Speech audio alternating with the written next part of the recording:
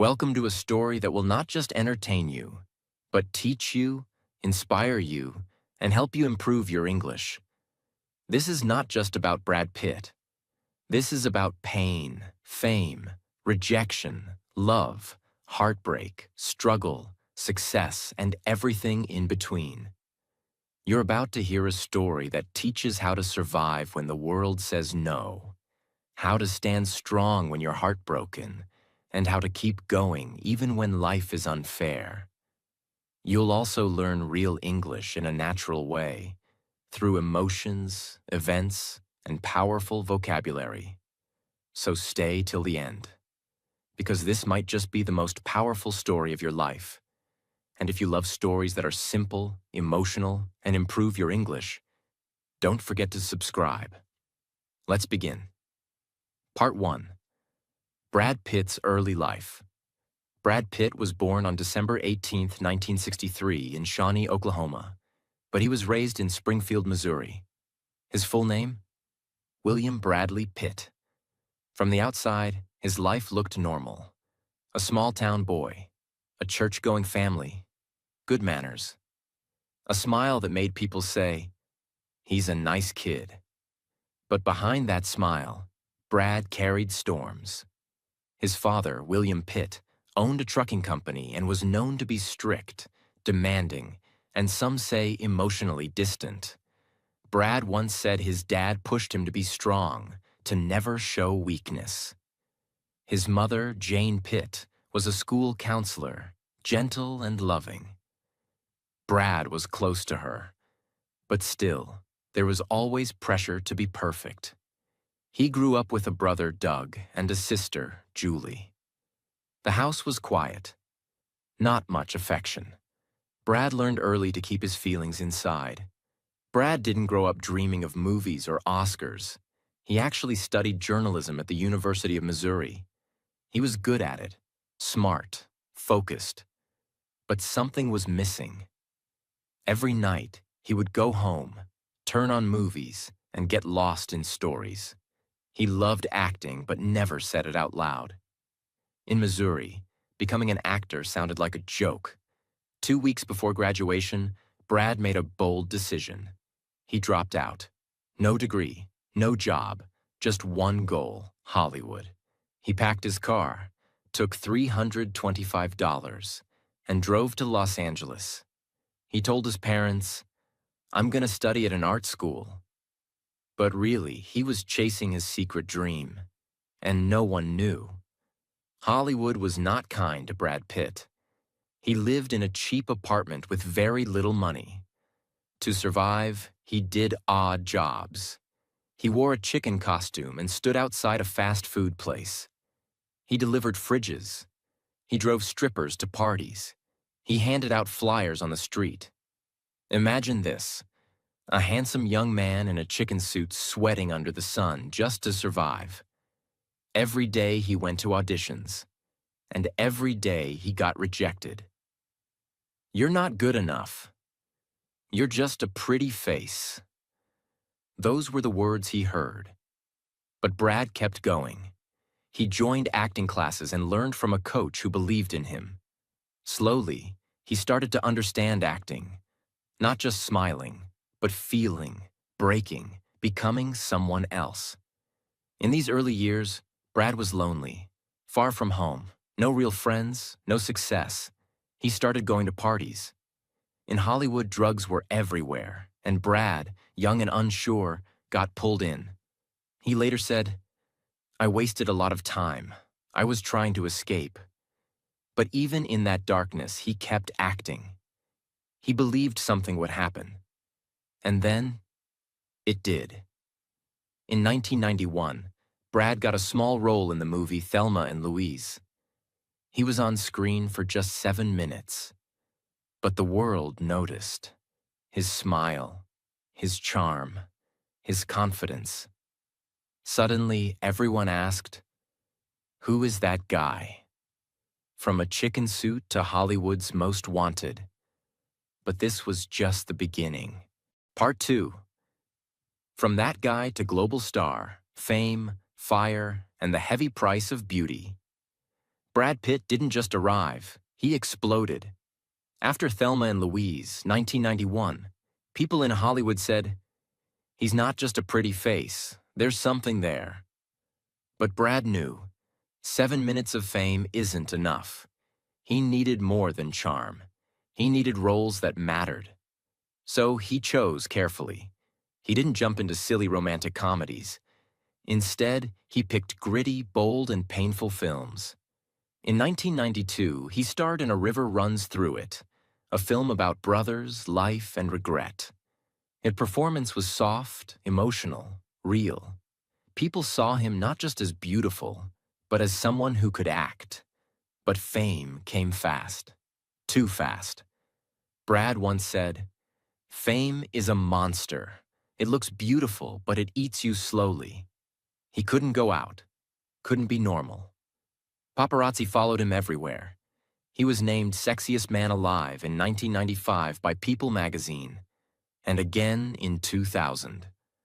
The world wanted his face, his hair, his abs. But no one asked, "Are you okay?" Behind the scenes, Brad was struggling. He said he felt like an empty shell. Too much attention, not enough peace. He started using marijuana to escape. He said, "I was hiding out. I was wasting time." It wasn't addiction, but it was avoidance. A man losing himself in silence. In 1994, Legends of the Fall hit theaters. Brad played Tristan Ludlow, a wild, emotional, broken man. Women fell in love. Men respected him. And Hollywood finally said, "This guy's not just a face, he's a force." Then came Seven, 1995, with Morgan Freeman. Dark, violent, disturbing. Brad played a detective chasing a serial killer. And that ending, "What's in the box?" became one of the most iconic movie moments ever. During this time, Brad's personal life was on fire, literally. In 1994, he started dating Gwyneth Paltrow. They were Hollywood's golden couple. Beautiful, rich, famous. They got engaged. Everyone said they were perfect. But behind the scenes, it wasn't easy. Brad wanted peace. Gwyneth wanted excitement. They broke up in 1997. Brad later said, "I wasn't ready. I messed it up." In 1999 came the film that made Brad Pitt a cultural symbol, Fight Club. He played Tyler Durden, a rebel, a destroyer of fake lives, a symbol of anti-consumerism. His body, iconic. His attitude, dangerous. His message, clear. The things you own end up owning you. Brad trained for months. No sugar, no comfort, only discipline. He didn't just act, he became the role. The movie didn't make money at first, but over time, it became a cult classic. People started seeing Brad not just as an actor, but as a voice of his generation. In 2000, Brad married Jennifer Aniston. She was the queen of TV, Friends, and he was Hollywood royalty. Their wedding was beautiful, fireworks, lights, smiles. But under the glitter, things were not perfect. Brad wanted to do more serious roles. Jennifer wanted a family. In 2004, Brad met Angelina Jolie on the set of Mr. and Mrs. Smith. The chemistry was real and dangerous. Rumors exploded. In 2005, Brad and Jennifer divorced. The media went wild. Team Jen versus Team Angie. Brad was judged, loved, hated, but he stayed silent. After Jennifer, Brad fell deeply in love with Angelina Jolie. They adopted children from Cambodia, Ethiopia, and Vietnam. They had biological children too. Brad became a father of 6. He said, "I finally felt like a man."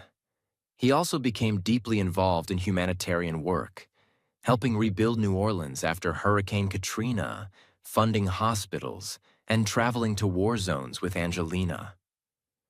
But fame never left them alone.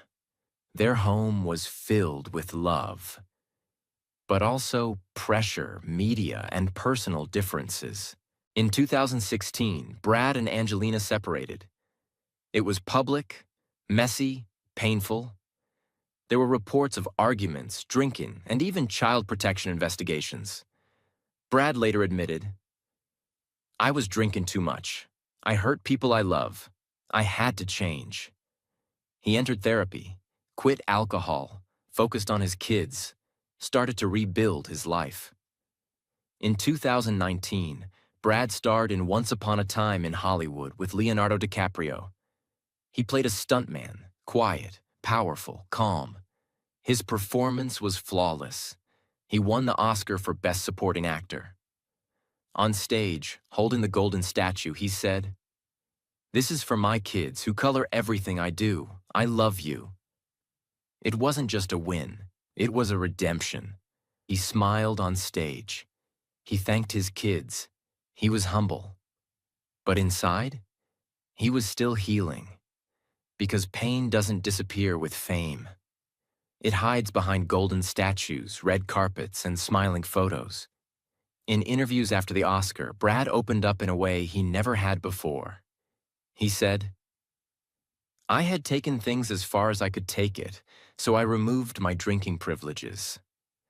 Brad had been drinking heavily during his final years with Angelina. Not every day, but enough to make him feel out of control. Enough to break the people he loved. Enough to scare himself. After their separation, Brad started therapy, real therapy. And he didn't hide. He told the world about it. He said it helped him understand something important. His childhood wounds were never healed. He'd spent his whole life pretending to be strong, trying to please his strict father, trying to be the good boy in the family, trying to be what Hollywood wanted. Handsome, charming, perfect. But inside, he had been scared, lonely, always proving himself, never feeling enough. Brad also admitted he had suffered from depression. He said, "I spent years with a low-grade depression, just drifting through life." He smiled in interviews, made millions in movies. But when the lights were off, he felt empty. He realized he had no real emotional connection, not with himself, not even with his feelings. So he started to rebuild. Piece by piece. He cut out alcohol. He started sculpting. Yes, Brad Pitt, the movie star, began sculpting metal in his garage. Brad said he found peace in quiet hobbies. He started pottery, architecture, and sculpture. No cameras, no audience. Just hands, metal, and focus. He said, "I'm making art because I need silence. I need to heal." In a world that asked him to talk, perform, smile, he chose silence. That's how he found himself again. He also started listening to people more. He said, "I think the greatest thing an actor can do is listen, not just to lines, but to people, pain, and life." Brad has 6 children. 1, Maddox, 2nd Pax, Tredi Zahara, 4, Shiloh, Piatti Knox, 6, Vivian, 3 adopted, 3 biological. Brad has said that being a father was the most important role of his life, but also the most difficult. He missed birthdays. He wasn't always present. There were fights, court cases, media madness. Brad said he regrets not being emotionally open with his children when they were younger. But he is trying every single day to rebuild those bridges. He said, "My kids know who I am, and I know they're watching. So I want to show them what healing looks like." In his 50s, Brad became more spiritual, not religious in the traditional way, but thoughtful. He reads philosophy, listens to opera, and surrounds himself with artists, thinkers, and humble friends. One of his closest friends is David Fincher, who directed Fight Club 7 and The Curious Case of Benjamin Button. Fincher once said, "Brad is one of the most misunderstood people in Hollywood. He's not flashy, he's deep, he's kind, and he's always growing."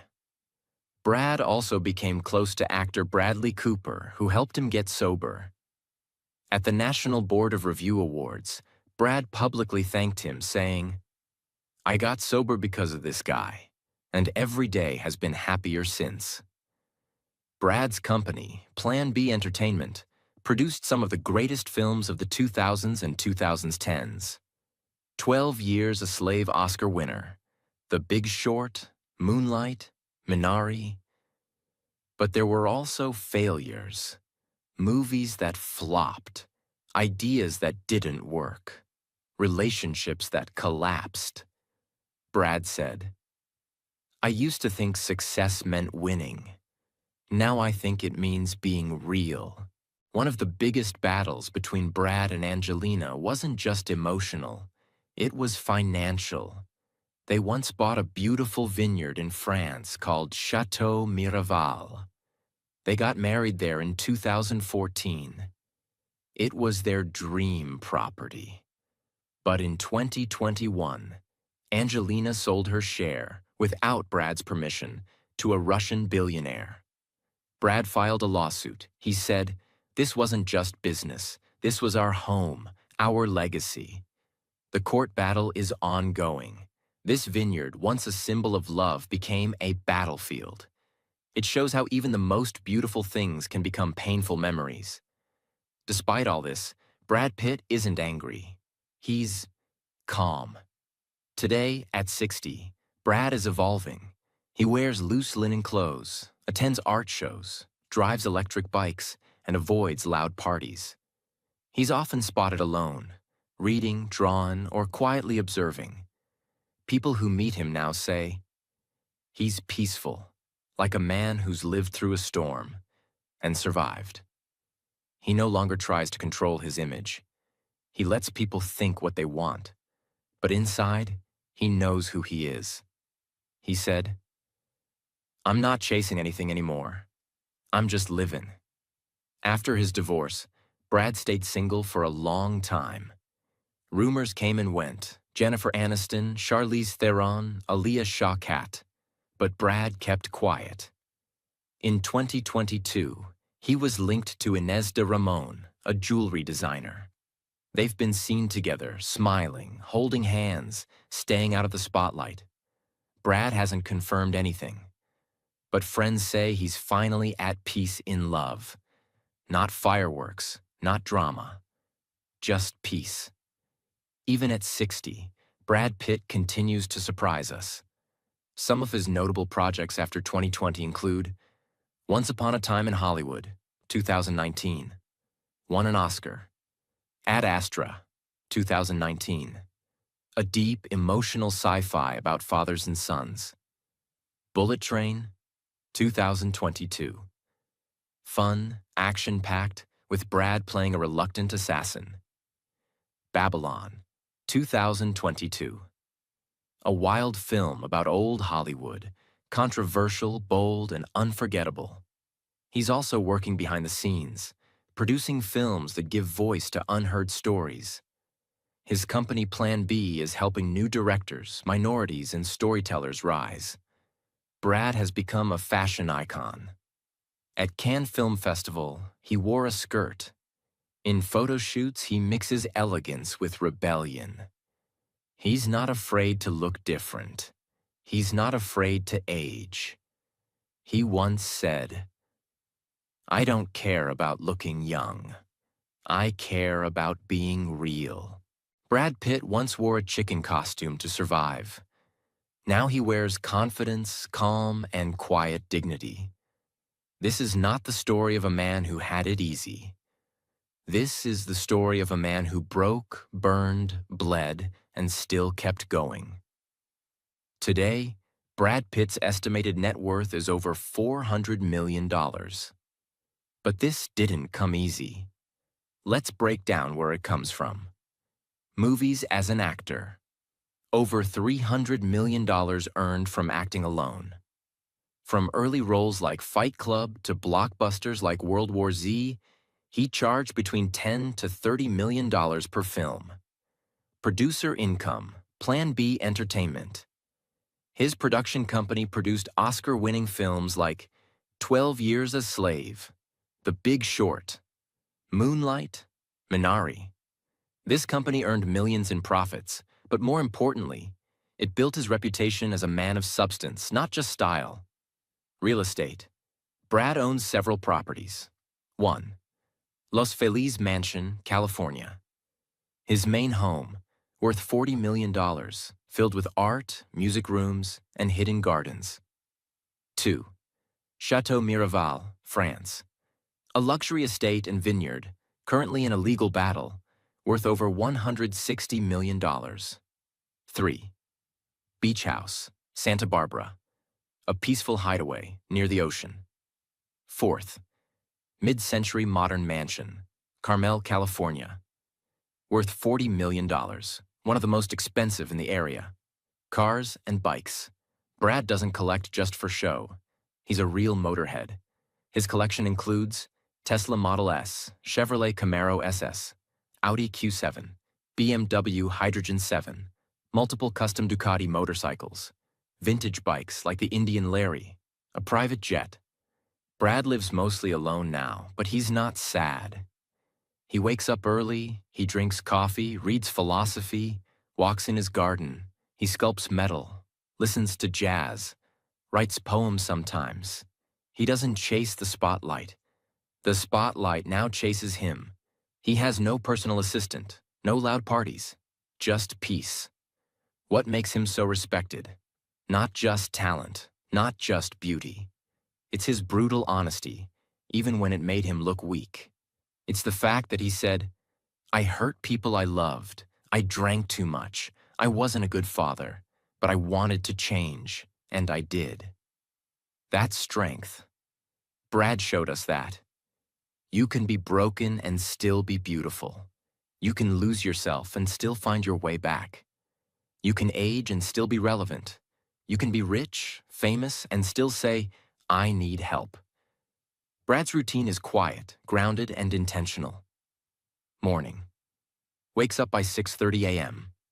No phone, just water, meditation, stretching. Walks barefoot in the garden. Black coffee, no sugar, reads or writes. Sometimes plays guitar. Daytime, work calls, scripts, production. Lunch, mostly clean, vegetarian-based meals. Sculpting or visiting art studios. Gym. Simple workouts, bodyweight exercises. Plays with his dog or goes on a solo ride. Evening. Tea or wine, alcohol-free now. No social media. Dinner alone or with close friends. Classical music or foreign films. Sleeps by 10 p.m. He lives like a student of life, not a superstar. Brad has said in interviews that he regrets hurting Jennifer, not being emotionally available to his kids early, losing years to addiction, chasing success too blindly in his 30s. But he's also grateful for every mistake, every heartbreak, every role that changed him. Every day he wakes up and chooses peace over pride. Brad Pitt is more than a movie star. He is a symbol of what it means to fall, break, lose everything, and still choose to rise again. He had money, beauty, fame, but also pain, loneliness, and regret. He made mistakes. He hurt people. He ran from his feelings. He chased success and ignored his soul. But then, he stopped. He looked in the mirror and said, "I can't live like this anymore." And that was the moment his real story began. What can we learn from Brad Pitt's life? 1. It's okay to fall. Everyone makes mistakes. What matters is if you stand back up. 2. You don't have to be perfect to be powerful. Brad was flawed, broken, and still became legendary. 3. Success means nothing if your soul is empty. Find your peace, not just your paycheck. 4. Healing takes time, but it's never too late. Brad found his true self in his 50s. You still have time. 5. Being honest with yourself is the most powerful decision you'll ever make, not just in Hollywood, but in life. And to everyone listening, if you're feeling lost, tired, or not good enough, remember Brad Pitt was once in a chicken costume, delivering fridges, rejected, heartbroken, addicted, judged, and misunderstood. But he kept going. He chose growth. He chose healing. And so can you. You are not your past. You are your next decision. So take this story as a mirror, not just of Brad's life, but of your own potential. Start over. Forgive yourself. Be real. Be kind. And keep going. Because one day, someone will hear your story and say, if they can survive that, maybe I can too. Thank you for watching. If this story touched your heart or helped your English, please subscribe. More powerful stories are coming because your life deserves a voice. See you in the next story. Until then, keep learning, keep healing, and never give up.